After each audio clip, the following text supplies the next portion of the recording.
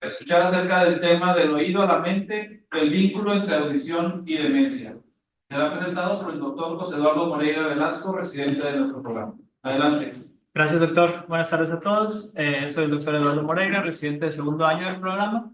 Y como mencionaba, el día de hoy vamos a revisar el tema del oído a la mente, el vínculo entre audición y demencia. Quiero agradecer a mis asesores, el doctor Rodrigo Cruz, médico externo de geriatría, y a la doctora Andrea Ramírez Fontes, R4 del programa. Entonces, ¿qué estaremos revisando el día de hoy? Primero vamos a conceptualizar pues qué es la demencia, de qué se trata esta patología, qué tan prevalente es la demencia en México y en el mundo, si es posible prevenirla, qué impacto tiene la pérdida auditiva en esta patología, a través de qué mecanismos, y finalmente pues qué intervenciones puedo hacer en mis pacientes para mejorar en estos puntos. Entonces, iniciando con la conceptualización de la demencia, sabemos que es un síndrome clínico que está caracterizado por un deterioro progresivo y significativo de las funciones cognitivas. En el DSM-5 lo redefinen este término de desórdenes cognitivos y lo separan el término de demencia en trastornos neurocognitivos mayores y menores. Entonces tenemos que es un continuo en el cual después, o bueno, durante el envejecimiento normal, se van a empezar a presentar problemas cognitivos, problemas cognitivos que no van a afectar las funcionalidades o la independencia en la vida diaria. Esto lo vamos a llamar deterioro cognitivo leve, hasta progresar a algo llamado trastorno neurocognitivo mayor, que pues esto ya va a depender, a causar una dependencia de las actividades del individuo. Este término, durante la presentación, se va a estar utilizando demencia como un sinónimo, por así decirlo, porque la mayoría de la bibliografía todavía utiliza este término, y pues para no estar ubicando entre uno u otro.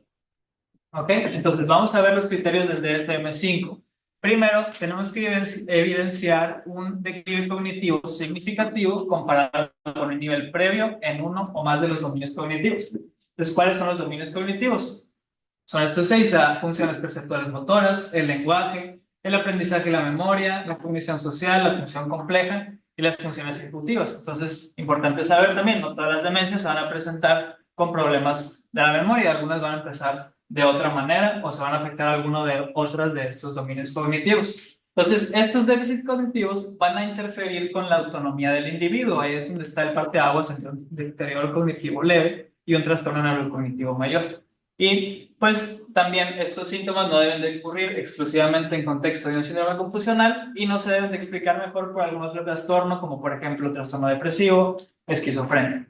Esto es hablando del síndrome clínico de la demencia. Después podríamos ir a buscar intencionadamente la etiología, que puede ser enfermedad de Alzheimer, demencia vascular, frontotemporal, demencia de cuerpos de Lewy, siendo la más prevalente la enfermedad de Alzheimer entre el 60 al 80% de los casos, y en segundo lugar la demencia vascular. Entonces, bueno, ahora empezando a hablar un poco de epidemiología, con datos de la OMS sabemos que la población global de 60 años o más en el 2017 representaba el 12% de la población total. Y se estima que para el 2025, que pues ya es prácticamente en 3-4 meses, ya va a ser una proporción del 20% de la población total. Entonces tenemos una población, una pirámide poblacional que está envejeciendo a través de los años.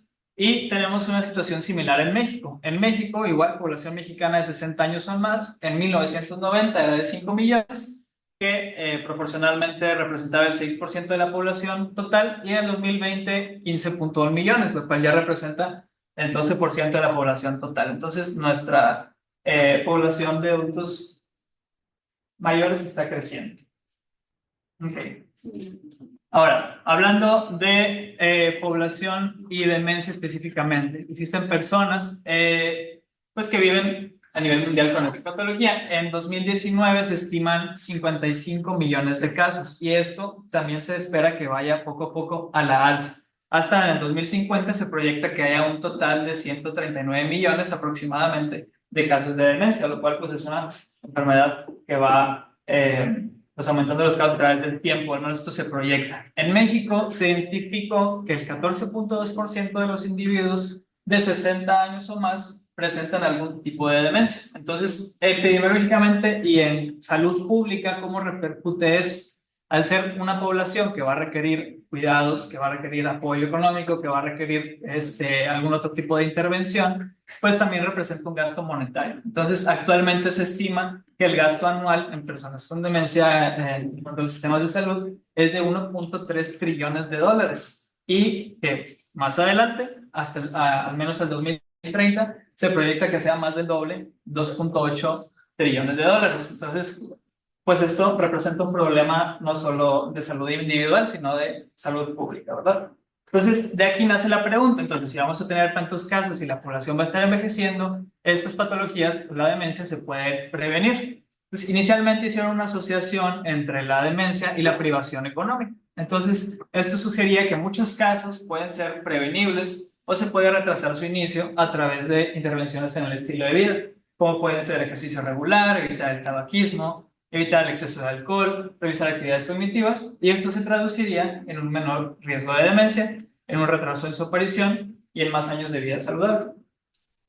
Este año, 2024, la Comisión de Lancet de Prevención, Cuidado e Intervención en la Demencia identificaron 14 factores de riesgo que podían retrasar o prevenir casi la mitad de los casos de demencia, hasta un 45%. Como sabemos, en muchas de las enfermedades existen factores de riesgo modificables y no modificables. Entonces, factores de riesgo no modificables para estas patologías pueden ser la edad, antecedentes familiares o genéticos, y factores de riesgo modificables, te voy a dar un poco de suma a la imagen, nos lo dividen en 3 etapas de la vida. En la etapa temprana de la vida, donde identifican el factor de riesgo más importante en 5%, la educación, o sea que si tú intercedes sobre ese punto, puedes eliminar esos 5% de casos. En la etapa media de la vida, donde podemos ver otras patologías que vemos muy comúnmente, como son la diabetes, la hipertensión, la obesidad, el uso excesivo de alcohol, y en etapas tardías de la vida, el aislamiento social, la contaminación ambiental y la pérdida visual. Y del tema del que vamos a hablar el día de hoy es precisamente de la pérdida auditiva. ¿Ok? Porque la pérdida auditiva representa, en teoría, si tú intercedes sobre este factor de riesgo, podrías prevenir o retrasar el 7% de los casos de demencia. Entonces, esto representaría el factor de riesgo modificable más significativo para prevenir la demencia. ¿Ok? Esto es en datos globales. Más recientemente salió un artículo que habla específicamente de poblaciones en el mundo, por ejemplo, Latinoamérica, donde le dan un poquito menos de relevancia y un poco más a factores como educación u obesidad, pero como quiera lo menciono como factor de riesgo modificable muy relevante. ¿Ok? Entonces, ¿cómo se va a presentar esto en nuestros pacientes? ¿Cómo se va a presentar la pérdida auditiva? La patología más común en el adulto mayor de pérdida auditiva es la presbiacusia, o la pérdida auditiva asociada a la edad, la cual es un proceso gradual que resulta de múltiples cambios a través del tiempo en el oído interno. ¿Ok? Se van a presentar factores de riesgo como extrínsecos e intrínsecos. Algunos factores extrínsecos pueden ser ruidos fuertes, ototóxicos o infecciones, y factores intrínsecos que son cambios fisiológicos que ahorita vamos a revisar. Entonces,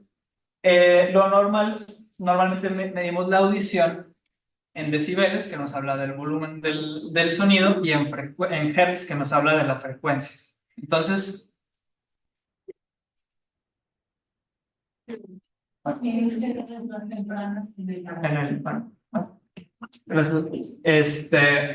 y bueno, entonces tenemos que la audición normal debe estar escuchando sonidos entre 10 a 20 decibeles. 30 decibeles ya se considera una pérdida de audición leve. Entonces, esto es relevante porque nos mencionan que se estima una reducción de 10 decibeles en el umbral de audición por cada década posterior de los 60 años. Entonces, si yo me encuentro con una audición, rangos de audición normal entre 10 y 20 decibeles y tengo 60 años, para los 70 o para los 80, pues ya voy a estar al menos en una pérdida auditiva leve simplemente por cambios fisiológicos. ¿Ok?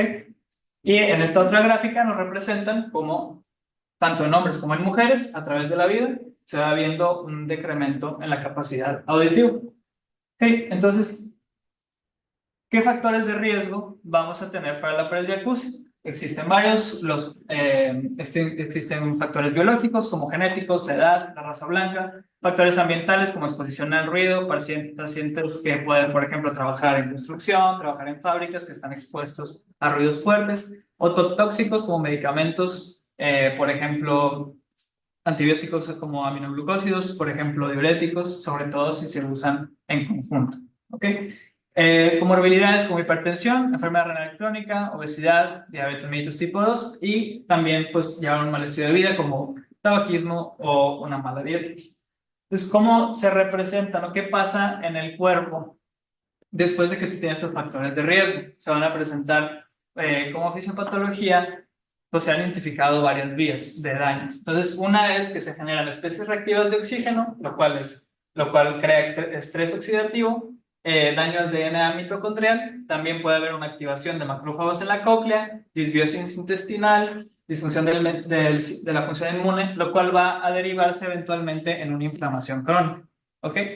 También puede presentarse disminución en la producción de células madre. Entonces, toda esta inflamación crónica y estos otros factores van a actuar o van a influir directamente sobre el oído interno. Pueden causar degeneración del nervio auditivo, daño a las células ciliadas, lesiones vasculares, atrofia de la estría vascular. Entonces, ¿dónde se producen exactamente estos cambios? En el oído interno, en el órgano de Corti, un órgano pequeño que mide aproximadamente de 25 a 35 milímetros, y pues van a ser diferentes etiologías. Una de las etiologías puede ser la presbiacusia sensorial, la cual es una pérdida de las células ciliadas exteriores que se encuentran aquí. La presbiacusia metabólica, que es por una atrofia de la estría vascular, que se encuentra por acá, ahí es el suplemento principal de sangre al oído interno. La presbiacusia normal, que es por pérdida de neuronas en el ganglio espiral, en esta parte. Estas personas sobre todo van a tener problemas de procesamiento, que significa que sí pueden escuchar, pero no entienden lo que están escuchando. Presbiacusias conductivas, mecánicas o cocleares, que son directamente por un engrosamiento de la membrana basal de la cóclea. ¿Ok? Entonces aquí es donde se van a presentar principalmente estos cambios. ¿Y cómo se va a presentar clínicamente? Este problema va a ser algo progresivo, bilateral y que por supuesto pues va a interferir con la habilidad de la comunicación del individuo con otras personas, ¿no? Entonces, ya entendiendo cómo funciona o cómo es la fisiopatología de la hipoacusia, entonces ahora tenemos que entender cuántas personas viven con pérdida auditiva para saber su impacto epidemiológico también. Entonces, nos mencionan que el 25% de las personas entre 65 a 74 años lo presentan, o sea, una de cada cuatro, hasta el 50% de los mayores de 75 años y hasta el 80% para mayores de 85 años. Es la tercera causa más común de enfermedad crónica en adultos mayores de 65 años. Y como les mencionaba en un principio, esto cómo nos afecta a nosotros como geriatras y como médicos en general, pues una población con una mayor proporción de adultos mayores se va a traducir pues en mayor prevalencia de la enfermedad de la hipoacusia. Entonces, este artículo es muy interesante porque habla de la detección de la hipoacusia en primer contacto y nos mencionan que a pesar que del 92 al 98% de los médicos de atención primaria creen que la pérdida auditiva afecta negativamente la calidad de vida en pacientes mayores, entre el 40 y el 86% no realizan exámenes de detección rutinarios. Entonces, esto representa entonces que a pesar de su prevalencia, esta patología está infrarreportada, infradiagnosticada y por supuesto pues infratratada, ¿no? Entonces, muy bien, ya vimos de qué va la pérdida auditiva, ya vimos también los como conceptos generales de demencia, pero cómo es que una se asocia con la otra, ¿no? Entonces, existen varias hipótesis, vías hipotéticas de cómo se asocia una con la otra. La primera es la hipótesis de la carga cognitiva. La carga cognitiva nos explica que tenemos, por ejemplo, un recurso completo del cerebro y este se encarga de dividirlo equitativamente entre las diferentes funciones cognitivas. Y al tener nosotros una pérdida auditiva, el cerebro se enfoca, por así decirlo, en pues, suplir o suplementar el área de la agudeza auditiva y deja desatendida, por así decirlo, otras áreas. Y que esta exposición crónica pues, nos va a llevar eventualmente en un deterioro cognitivo. Esta es como quieres, una vía con poca evidencia, pero es una de las hipótesis. Otra es por cambios estructurales en el cerebro. O sea, que a través de pues, cambios crónicos, exposición crónica va a haber cambios neurovasculares o neurofisiológicos que eventualmente van a hacer cambios estructurales y que esto nos va a predisponer, por ejemplo, a atrofia y que esto después se progrese a un declive cognitivo. Otra de las hipótesis es secundaria al aislamiento social. Una persona que no puede escuchar bien, pues no puede interactuar con las demás personas. Y que esta como menor interacción, o sea, genera un menor estímulo en el cerebro de la persona y que esto se deriva en un declive cognitivo. Y esto lo explican muy bien en una conferencia que vi, que dicen, imagínate una persona que no puede escuchar bien. Primero va a intentarlo, o sea, primero te va a preguntar qué dijiste, si le puedes repetir, si puedes hablar más fuerte, etc. Y la persona que lo está diciendo, primero se va a esforzar, va a hablar más fuerte, le va a repetir, pues sí, va a intentar que la otra persona le escuche, pero eventualmente se van a cansar, una o la otra, o las dos se van a cansar. Entonces, ¿qué va a pasar? La persona que no escucha va a dejar de preguntar y la persona que no lo escuchan, pues va a dejar de hablarle a la persona que no lo escucha. Esto se deriva en aislamiento social, que es un problema que vimos, de hecho, en otra clase también, de la trayectoria. ¿Okay? Entonces, alguna de estas vías, o todas, va a causar este deterioro cognitivo y también nos dan una cuarta hipótesis. Pues que no sea una lleva a la otra, sino que tengan una causa común, que simplemente cambios del envejecimiento afecten al mismo tiempo a ambas. Entonces, ¿qué evidencia tenemos para pensar que sea una asociación o que sea algo que vaya causa y efecto? Este artículo habla, investigaron la discapacidad sensorial dual, hablando dual de auditiva y visual, si estaba asociada con el riesgo de demencia, incluyendo Alzheimer y demencia vascular. Entonces tomaron como muestra a 2.927 personas mayores, les hicieron pruebas de diagnóstico para detección de demencia, se evaluó visión y audición, perdón, en visitas anuales durante 10 años y vieron si había una asociación entre la discapacidad sensorial y la demencia en estos 10 años. ¿Y qué bien? Pues efectivamente encontraron una asociación tanto en demencia por cualquier causa e independientemente de demencia por Alzheimer y demencia vascular. Ambas están relacionadas. Entonces, con un hazard ratio de 1.53 para cualquier causa de demencia. Se hizo este otro estudio con un poco más de pacientes. Se investigó igual la asociación entre pérdida auditiva y demencia por dos enfoques complementarios al mismo tiempo. Por un lado, hicieron un estudio de cohorte donde analizaron 37.898 hombres mayores, fue en Australia, y llevó un seguimiento medio de 11.1 años. Entonces ahí observaron que los hombres con pérdida auditiva tuvieron más probabilidad de desarrollar demencia, un 18.3%, con una razón de riesgo ajustada de 1.69. Y al mismo tiempo hicieron una revisión sistemática y metaanálisis de 14 estudios prospectivos, donde vieron también un riesgo agregado de demencia de 1.49. Entonces, concuerdan los datos tanto del estudio de cohorte como de la revisión sistemática. Pero los mismos autores nos dicen, estos datos nos apoyan asociación, pero no es suficiente para decir que exista una causalidad. Entonces, estas respuestas nos llevan a las preguntas como, por ejemplo, si la pérdida auditiva aumenta el riesgo del deterioro cognitivo, o es el deterioro cognitivo sobrediagnosticado en personas con discapacidad auditiva. Y si podrían simplemente ser dos condiciones comunes que coinciden con el aumento de la edad, como les mencionaba, que tuvieran una causa común. Entonces, proponen que la mejor manera de hacerlo sería a través de ensayos clínicos aleatorizados. Y aquí es donde entra en relevancia este otro estudio que fue en el 2023. Este fue el primer ensayo clínico, el primer ensayo controlado, aleatorizado, para investigar si una intervención auditiva podría reducir el cambio cognitivo a largo plazo en personas que fueran mayores, que fueran previamente cognitivamente sanos. Entonces tomaron 977 personas entre 70 y 84 años que no tuvieran, más bien que tuvieran pérdida auditiva no tratada, pero que no tuvieran deterioro cognitivo sustancial. Y aquí es importante mencionar que vienen de dos poblaciones. Una de una cohorte de salud cardiovascular, o sea, personas que tenían ya antecedentes cardiovasculares como diabetes mellitus, antecedentes de obesidad, tabaquismo, etc. Y participantes voluntarios de nuevo. Entonces, la intervención los randomizaron 1 a 1 e hicieron una intervención audiológica que consistió en consejería y utilizar también auxiliares auditivos. Y el grupo control simplemente se le dieron intervenciones educacionales con pláticas de buena salud, etc. Entonces, ¿qué vieron? ¿Qué buscaron como objetivo primario? El cambio en la cognición a 3 años, que fue valorado por una batería neurocognitiva integral, que como sabemos es el gold estándar para detectar sus problemas. Entonces, ¿cuáles fueron los resultados? Voy a dar zoom aquí en la tablita. En un inicio, en el total de la cohorte, no encontraron un beneficio en la intervención en el total de la cohorte, pero ya habían hecho análisis de sensibilidad previos, donde dijeron, vamos a revisar también independientemente al grupo de los pacientes que vienen de la cohorte cardiovascular y al grupo que son participantes sanos, ¿no?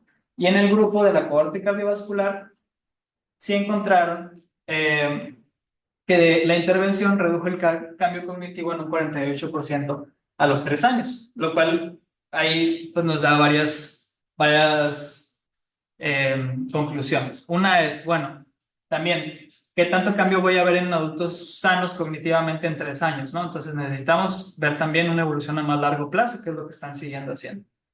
Otra es, bueno, entonces como se recuerdan en la figura anterior, la hipoacusia era un factor de riesgo, pero también teníamos obesidad, hipertensión, diabetes. Entonces, en este grupo que tiene más de un factor de riesgo para presentar hipoacusia, pues la intervención funcionó más.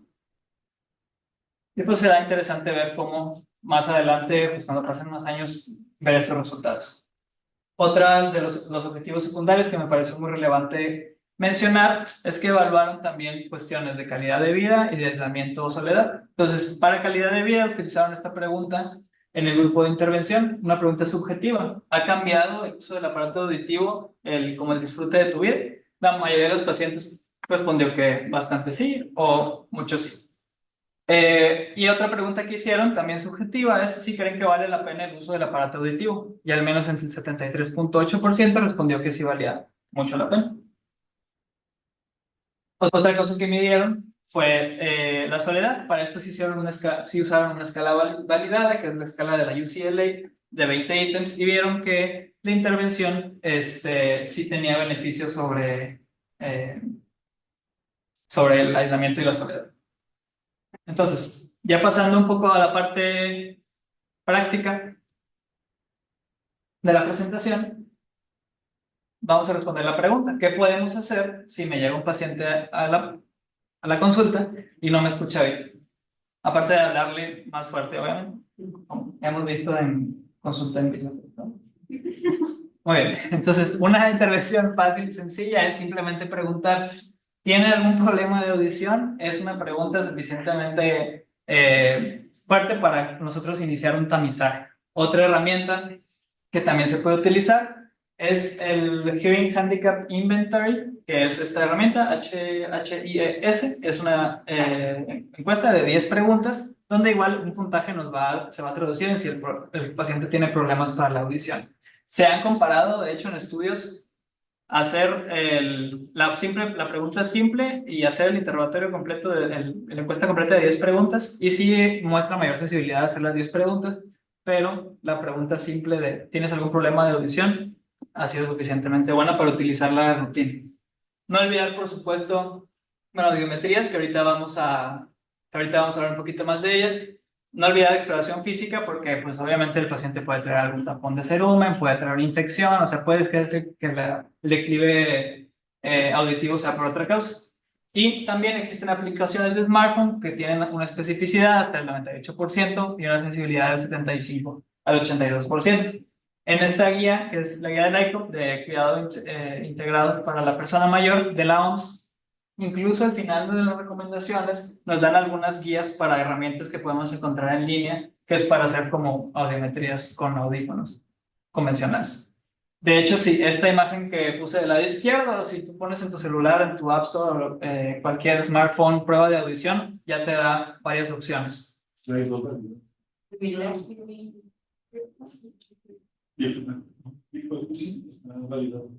¿Cuál? Nos van a compartir una de estas aplicaciones que ya está validada para su uso. Gracias. Ok, entonces aquí les quiero compartir este algoritmo también de qué debo hacer o qué podría hacer del mismo manual del ICOP si el paciente llega a mi consultorio y tiene problemas de audición. Otras pruebas que no había mencionado es la prueba de susurros o la prueba de frote de dedos, pero sí nos mencionan que como puede tener mucha variabilidad interobservador, que recomiendan hacer otro tipo de pruebas. Si el paciente pues, no supera alguna de estas pruebas, lo que nos recomiendan es directamente hacer una audiometría diagnóstica. Y aquí podemos ver tanto los decibeles como las frecuencias, como estaban en la imagen previa. Aquí, pues ya seguimos el algoritmo. Si la audición está normal, pues nada, hacer recomendaciones generales de la salud. Si tiene hipoacusia moderada o grave, aquí debemos investigar más factores de riesgo, algún antecedente, otitis media crónica, si la hipoacusia es unilateral. Y ojo que nos mencionan aquí, si no a todos, puedes proporcionar audífonos. Esta recomendación va con un asterisco, porque nos mencionan que si bien tal vez se ha indicado en contextos donde no tenemos acceso a un especialista para derivar, pues se puede iniciar y ver si esto da alguna mejora, ¿verdad? Pero si tienes el recurso de derivar pues a un experto, pues se podría utilizar. Y así podrían ya ellos clasificar si se trata de una pérdida de función neural, si es metabólica, y pues hacer una intervención, que usualmente pues son aparatos auditivos. Entonces, ¿qué opciones tenemos en cuanto a los aparatos auditivos? Y este imagen me gustó mucho porque nos señala al mismo tiempo las diferentes opciones que tenemos de aparatos auditivos. El más común y el más utilizado es el audífono convencional. Esto es como una bocina, por así decirlo. Básicamente va a captar el sonido y lo va a intensificar y lo va a enviar hacia la membrana timpánica. Pueden ser efectivos para la mayoría de las personas y pues pueden ser convenientes. Algunos problemas que se han presentado es que pues, por estética o infecciones crónicas, por ejemplo, las personas suelen no utilizarlos. Otra de los tipos de aparatos auditivos son las prótesis de conducción ósea osteointegradas.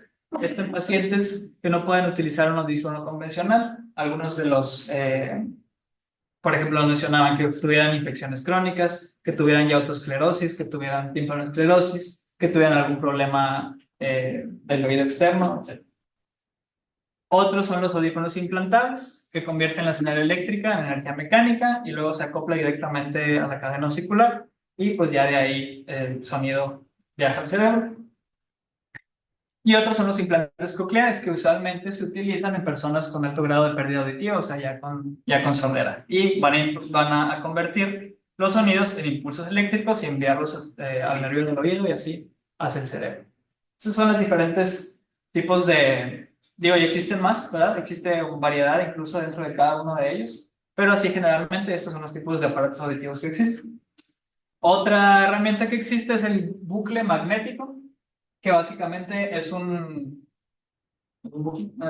pues lo utilizan en salas grandes, en centros de convenciones, en aulas, etcétera. Y este bucle capta el sonido y lo envía directamente, la señal la envía al audífono. Entonces esto elimina el ruido ambiental, elimina las reverberaciones, elimina conversaciones cercanas, etcétera. Y no se necesita ningún otro equipo extra. O sea, simplemente con el audífono de la persona, el bucle hace el trabajo y lo envía directamente a la señal. Ok. Y algunas recomendaciones generales para optimizar la comunicación del paciente con hipoacusia en nuestro consultorio en general. Una es, pues, obtener la atención del paciente, estar seguros de que nos está viendo. También nos va a ayudar a, pues, ver los movimientos de las manos, las expresiones faciales, a leer labios, hablarles de frente, hablarles de cara a cara. También es una intervención que podemos utilizar, asegurarnos que hay una buena iluminación, hablar lento y claro, y utilizar frases simples y cortas para mejorar el entendimiento de lo que estamos expresando. También nos recomiendan, si es necesario, el uso de mascarillas transparentes, o si no existe un riesgo realmente de alguna contaminación pues, de vía respiratoria, pues podemos no usar la mascarilla con una buena distancia entre el paciente y el médico. Asegurarnos que entendió y dejar un resumen por escrito, ya sea que, como para que el paciente lo lea o para que algún familiar lo pueda revisar y pues puedan seguir las recomendaciones que les hacemos. Otro punto que me pareció relevante señalar es el tamizaje auditivo. ¿Cuándo vamos entonces a decidir si hacemos una prueba a esos pacientes, a pacientes que estén asintomáticos? Y la Sociedad de Lenguaje, Habla y Audición Americana nos recomienda que a partir de los 50 años, cada 3 años, o puede ser más frecuente si alguien tiene un riesgo de exposición laboral. Otra cuestión que me dio la tarea de investigar es, pues, qué programas tenemos aquí en nuestro estado, ¿verdad? En Nuevo León, para nosotros poder referir o poder mandarlos a algún lado. Si bien existe la iniciativa privada, por supuesto, de hecho en Zamora pues tienen un centro de audición, tienen otoneurología, audiólogos, etcétera, y muchos pues existen comercios donde te hacen la audiometría gratis y una valoración y pues puedes comprar ahí tu aparato. Pero con personas que muchas veces pues tenemos en la práctica que no tienen recursos monetarios para comprar alguno de esos aparatos, tenemos estas opciones. En 2018 se aprobó en Nuevo León la ley de aparatos auditivos gratuitos, la cual dice que todas las personas en el estado de Nuevo León que por prescripción médica lo necesiten, tienen derecho a recibir gratuitamente aparatos auditivos. Entonces, ¿a través de qué mecanismos pueden ejercer este derecho? Hay campañas que hace el DIF, por ejemplo, donde pues es una imagen, un ejemplo se hizo en enero del 2024, donde pues te puedes inscribir, ellos te van a hacer una valoración y te van a dar un aparato auditivo. Y en este número que viene aquí es el programas de gestoría social. Si llaman ahí, más bien nosotros lo que podemos hacer es proporcionarle ese número a nuestros pacientes. Ellos pueden llamar ahí, decir que necesitan o quieren un aparato auditivo, les dan una fecha, van, les hacen una audiometría, lo valoran y les dan un aparato totalmente gratis. Entonces, tenemos una buena intervención. Hablé con la encargada, licenciada Barrera, creo que se apellida, muy amable y muy dispuesta a cooperar con nosotros. Otro punto que es relevante saber es que pues también en esto puede existir coexistencia de diferentes déficits sensitivos. En toda la presentación pues estuvimos hablando de la importancia de la hipoacusia y su impacto en la demencia, pero no olvidar que la pérdida visual también era otro de los factores de riesgo y pues otros déficits sensitivos también pueden influir. Y conceptualizar también como un síndrome geriátrico, uno más, el síndrome de privación sensorial, que es la limitación de uno o más sentidos que genera disfunción en alguna de las esferas biológica, psicológica o social, y que esto tiene una repercusión directa en la independencia y en la calidad de vida. Entonces, pues es otra cosa que tenemos que agregar a nuestro listado de problemas para nosotros intervenir. Y para cerrar, pues son algunos puntos clave de la presentación. La hipoacusia es un factor de riesgo modificable muy relevante para prevenir demencia. Es una patología que a pesar de su prevalencia pasa muchas veces desapercibida o está infratratada y nosotros podemos intervenir y podemos mejorar la calidad de nuestros pacientes en este punto. Es toda la presentación. Si alguien tiene alguna duda, este micrófono abierto. Muchas gracias.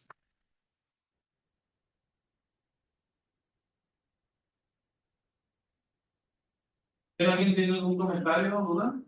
Yo. Sí. Eduardo, ¿cuáles serían que son así como de lo que tú encontraste datos clave para saber que tengo que mandar sí o sí a mi paciente a un otorrino?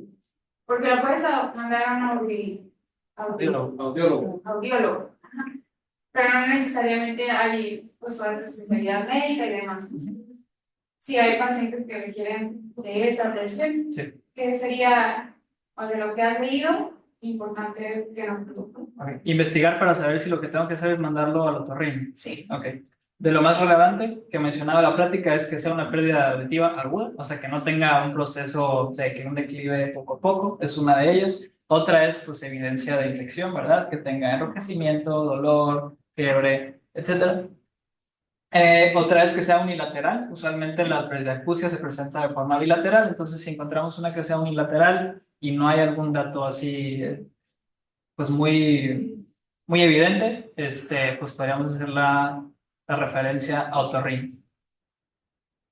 ¿Hay algún otro que...? Yo agregaría lo de una cirugía previa en el niño, porque a veces tienen, ya han tenido, ¿cómo se llaman? Los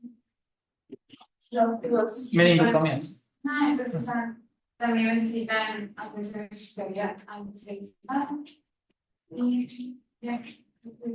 La verdad es que, Gracias. felicidades. Yo creo que en estricto, todos tendrían que ir con el otorrino, ¿verdad?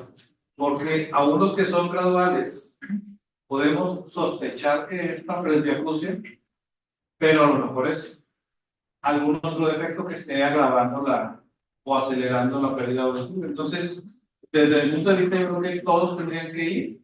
Hay pacientes que se niegan o que están en el sistema de salud, no tienen dinero, no hay un otorrino a la mano. Eso sí, bueno, elegiríamos los que dice Carmen para decirle sí o sí, tienes que ir. Pero en general, lo ideal es que vayan. Otra cosa, al momento de que tenemos un paciente, muchas veces podemos no darnos cuenta que tiene una hipoacusia importante. Porque generalmente los entrevistamos en un lugar tranquilo, sin ruidos. Entonces luego los familiares dicen, ¿por qué al doctor sí lo escuchas y a mí no? Pues porque el doctor dice muchas cosas interesantes, no, no es cierto. No, porque al final de cuentas estamos en un ambiente ideal, pero la vida no es ideal. Entonces, se les tiene que explicar a los familiares, específicamente con la presbiacusia. El problema no nada más es la disminución en la agudeza auditiva, sino en la identificación de sonidos diferentes. Sí. Entonces, cuando hay mucho ruido, aunque le estemos hablando aquí, no nos va a entender. Entonces, es muy importante decirles eso porque se quejan de que hay una reunión, cumpleaños del abuelito, y el abuelito no los pela. Y en realidad lo que sucede es que están todos haciendo mucho ruido y pues el señor está bloqueado. Entonces se les tiene que explicar eso y decirles, hagan rondas, 10 minutos cada quien se sienta con el abuelo enfrente ahí en la sala y se ponen a platicar, para que tenga esa interacción social, pero al mismo tiempo que pueda escucharlos. Sí. Gracias, doctor. Yo tengo una duda de si de casualidad leíste como si hay algunas intervenciones que podemos hacer nosotros en la consulta también ante nuestros pacientes que se rehusan a utilizar sus aparatos auditivos, porque eso es súper común. No sé si hayan leído algo al respecto. Sí, el apego al uso del aparato auditivo. Sí, leí un artículo al respecto, mencionaban que inicialmente las personas que requerían o que estaba indicados el uso de aparato auditivo iniciaban con muy poco tiempo diario del uso del aparato, que empezaba como a las 6 horas al día en promedio decían. Esto diverso por muchos factores. El más relevante, al menos que ellos identificaron, eran cuestiones de comodidad o de estética. Entonces, lo que recomendaban o lo que hicieron es, pues, darles un recordatorio de que se lo pongan en palabras así sencillas, que se acostumbren a usarlo. Y esa intervención de la insistencia hacía que el tiempo diario de uso subiera hasta las 10 horas al día. Entonces, mientras más insistamos en el uso del aparato auditivo, pues se van a acostumbrar eventualmente y van a utilizarlo por más tiempo. Otra cosa que era importante saber también es que muchos aparatos auditivos tienen alarmas, por ejemplo, de que se les está acabando la batería o de que tienen algún problema del sistema, etc. Entonces, esos ruidos pueden ser pitidos. Puede ser eso que es lo que les está molestando. Lo traen puesto y algo está pitando y es de que no, pues quién sabe qué traigo cuando no me lo pongo. Revisar que sea, vaya, que el aparato esté funcionando bien. Y otra recomendación que hacen, pero eso es a los fabricantes, que las alarmas no sean sonidos o pitidos, que las alarmas sean palabras. O sea, que literalmente el audífono diga batería baja, que diga falla, no sé, conexión, cualquier cosa. Esas son algunas de las intervenciones. Entonces, puede ser necesario. El doctor Jorge Escobedo tiene una pregunta. Adelante, Jorge. Hola, buenas noches, Eduardo. Muy buena tu clase, la verdad, estuvo súper concreta, interesante y didáctica. Oye, nada más una pregunta y no sobre la génesis, sino de la demencia per se, sino sobre la génesis o exacerbación de síntomas neuropsiquiátricos. ¿Encontraste alguna relación, algún comentario que nos quisieras hacer sobre eso? Sobre todo relacionado a alucinaciones auditivas, que es algo que he tratado de buscar yo también, pero no he encontrado demasiada información, porque muchas personas que a veces tienen fallas en la audición, sobre todo en personas que no llegan a entender bien frases o palabras, tienden a veces a tener un poquito más de alucinaciones auditivas. ¿Encontraste alguna información al respecto? Okay, gracias por la pregunta, doctor. Sí, es interesante ese punto. Realmente no encontré algo que hablara de alucinaciones auditivas. El único, bueno, no el único, pero el más más consistente del que hablaban como síntoma psiquiátrico era su asociación con la depresión. Pero así específicamente de alucinaciones no encontré nada, podría buscarlo. Ok, muchas gracias. Gracias. ¿Alguien más tiene algún comentario? ¿Pregunta? ¿Alguien? Bueno, nada más quería felicitarte por tu sesión.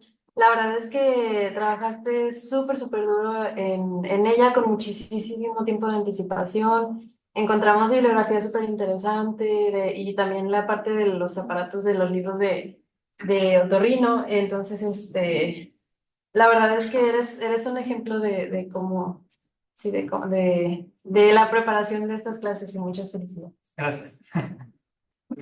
Bueno. El doctor Julio puso un par de comentarios ahí durante la presentación. Cuando estaba presentando lo del programa de gobierno, dice información importantísima. Habría que ver qué tan específicos son esos aparatos, porque hay unos que solo son amplificadores, que eso no ayuda mucho, y hay otros que sí te pueden seleccionar cuáles son los tonos que dejan pasar para mejorar tu audición. Y interesante y completo. Gracias. Y de hecho, es cierto, o sea, más información así en general de los aparatos auditivos, pues hay análogos, hay digitales, hay con aplicaciones, o sea, ya hay como que una gama bastante extensa. Con Bluetooth. Con Bluetooth, sí. Ah, y el déficit sensorial también es una de las causas de más síntomas psiquiátricos en pacientes con deterioro cognitivo. También ya lo pueden decir. De hecho, los nuevos AirPods Pro, no, los AirPods normales 4 le agregaron esa función de auxiliar en hipoacusia. No sé bien cómo funciona, y obviamente son muy caros, pero pues eso puede solucionar con la parte de estética y accesibilidad, porque si alguien que requiere, pues con un celular tienes ahí todo y te avisa, y no sé, está interesante. Sí. También lo que les molesta muchas veces es la amplificación de todos los sonidos, pero ya eso han ido haciéndolos más finos para que solo sean, para que, ajá, que no sea como de todo. Sí, como que seleccionan, ¿no? Seleccionado, gracias, sí. Otra asociación común con la hipoacusia es el tinnitus. Y mucha gente se queja de eso, específicamente. ¿Leíste algo que tuviera de alguna relación entre la hipoacusia con tinnitus y demencia o no? Con demencia, no. Sí vi, o sea, bueno, sí revisé que también el tinnitus es como otra de los problemas audiológicos más frecuentes en el adulto mayor. Sí, específicamente la relación creo que no andé tanto en esa parte de... Muy bien. de revisar. Bueno, ¿algún otro comentario o pregunta?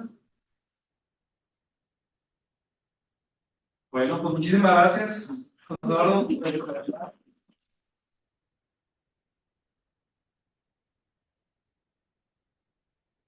Déjame grabar.